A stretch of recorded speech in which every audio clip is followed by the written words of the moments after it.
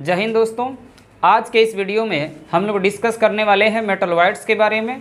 Metalloids की परिभाषा क्या होता है और मेटलॉइड्स की प्रॉपर्टीज़ क्या होता है और साथ ही साथ मेटलॉइड्स की संख्या कितनी है उसको हम लोग एक ट्रिक के माध्यम से जानेंगे। तो लास्ट तक बने रहिएगा वीडियो में, आपको ट्रिक भी बताएंगे कि आप 7 प्रकार के मेटलॉइड्स को एक ही बार में कैसे याद कर सकते हैं।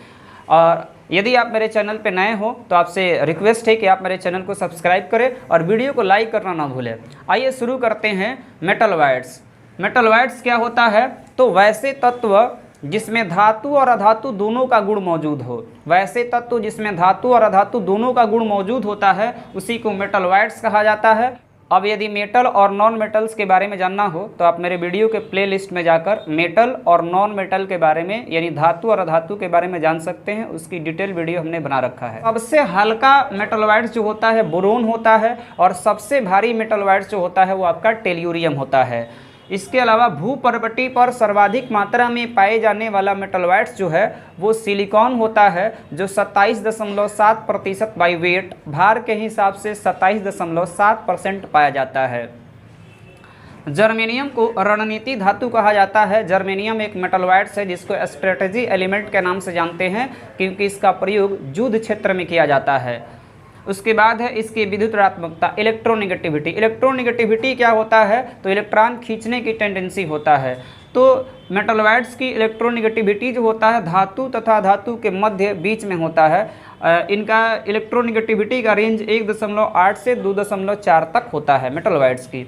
उसके बाद है विद्युत चालकता एवं उष्मीय चालकता। तो मेटलॉइड्स यानी उप धातु की विद्युत चालकता जो होती है वो धातु से कम तथा अधातु से अधिक होती है। मेटलॉइड्स की विद्युत चालकता धातु से कम होता है परंतु अधातु से अधिक होता है।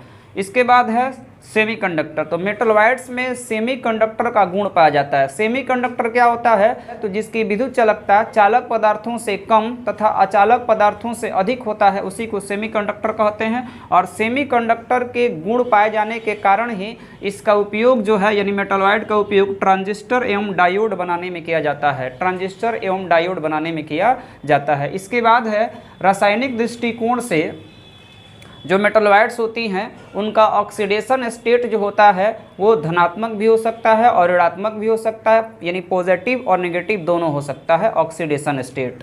इसके बाद है मेटलॉइड्स ऑक्साइड।